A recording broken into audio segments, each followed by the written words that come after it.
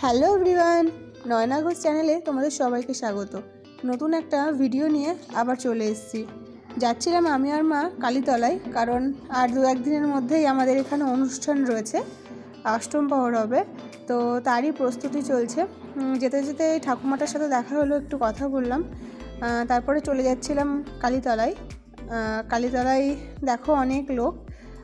পরশুদিন আমাদের এখানেও অষ্টম প্রহর হওয়ার কথা, তো কাকিমারা যারা রান্না করবে তারা এসেছিলো উনুন তৈরি করতে।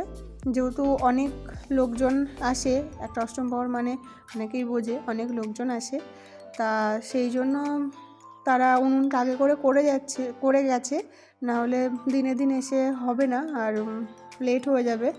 তো সবাই মিলে আর কি উনুনটা কাটা হয়েছে, 4টে উনুন কাটা হয়েছে, একটা রেডি হচ্ছে, পাশ থেকে আরেকজন নতুন আরেকটা উনুন খুঁড়ে দিচ্ছে। এরকম করে মোট পরপর 4টে হয়েছিল। আর ছেলেপিলে, আশেপাশে ছেলেপিলে অনেকেই এসছে। তারপর জ্বালানি এক জায়গায় করা হয়েছে, সব আর কি উনুনটাকে আর কি মাটি দিয়ে ওটাকে ভরে দিচ্ছিল। তো যেতে যেতে এটা হচ্ছে আমাদের কালীতলা, আর এইটা হচ্ছে আমার একটা বান্ধবীর বাড়ি।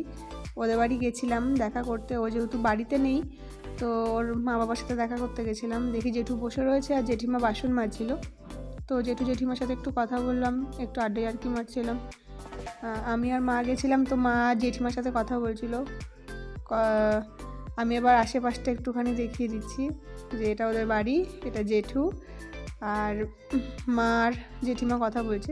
আস্তে আস্তে আমাদের কালীতলাটা তোমাদের দেখাচ্ছি। এটা হচ্ছে আমাদের কালীতলা, এখানেই হবে অষ্টম প্রহর। ওই যে বাঁশ বাঁধা হয়ে গেছে, আর দুদিনের মধ্যে সেজে উঠবে আমাদের কালীতলা।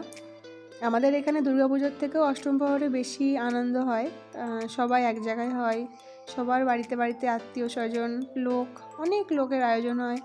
তো দেখো এই যে পুরো কালীতলাটাকেই আর কি বাঁশ দিয়ে বেঁধে দিয়ে গেছে, এখনও প্যান্ডেলের কাপড় টাপড় কিছু দেওয়া হয়নি। তো আমি ওইগুলো একটুখানি ঘুরে ঘুরে দেখাচ্ছিলাম। মাকে বললাম যে একটু ভেতরে গিয়ে দেখাতে। এটা হচ্ছে আমাদের মন্দির, কালী মন্দির। আর মা একটু আশেপাশে কাকিমাদের সাথে একটু কথা বলছিল, সেই জন্য আমি ওর আশেপাশটা একটু দেখিয়ে দিলাম যে এটা রাস্তা। আর মেনলি আমাদের কালীতলায় জায়গাটা অনেক, তো সবটা ঠিকঠাকভাবে দেখাতে পারলাম না। তারপরে মাকে বললাম যে অনেকদিন নদীতে যাওয়া হয়নি, তো একটু নদীর থেকে ঘুরে আসা যাক, তাই নদীতে এসেছিলাম। দেখো আশেপাশটা অনেক, নদীতেও নদীর সামনের জায়গাটাও অনেকটা এরিয়া, যে যার মতন সুবিধা অনুযায়ী তাদের কাজে ব্যবহার করেছে। আর এই আম গাছটা দেখো কত বলে এসছে। মাকে বললাম একটুখানি আগিয়ে যেতে, আর একটু আগিয়ে গেল। মা নদীর পাড়টা একটুখানি দেখছিলো, আমি আর সেই সুযোগে ভিডিওটা করে নিই। আর নদীতে আসতে আমার খুব ভালো লাগে, তবে সময়ের অভাবে এখন আর আসা হয় না। নদী, জল, এই জিনিসটা আমার খুব পছন্দ। নদী, সমুদ্র, এইগুলো আমার খুব পছন্দ। তো নিচের দিকে একটুখানি নেমেছিলাম, তো মা হচ্ছে নদীর আশেপাশগুলো দেখছিল। অনেকদিন পরই আসা, আগে নদীতে স্নান করতেও আসতাম, এখন আর আসা হয় না। তো তারপর মাকে বললাম চলো বাড়ি ফিরে যাই। আমরা আবার ফেরার পথ ধরে চলে এসেছি। আমি আর মা বাড়ির পথে যাচ্ছিলাম, তো দেখো বাড়ি চলে এসেছি। ব্লগটা এখানে শেষ করছি, কেমন লাগলো অবশ্যই জানিও।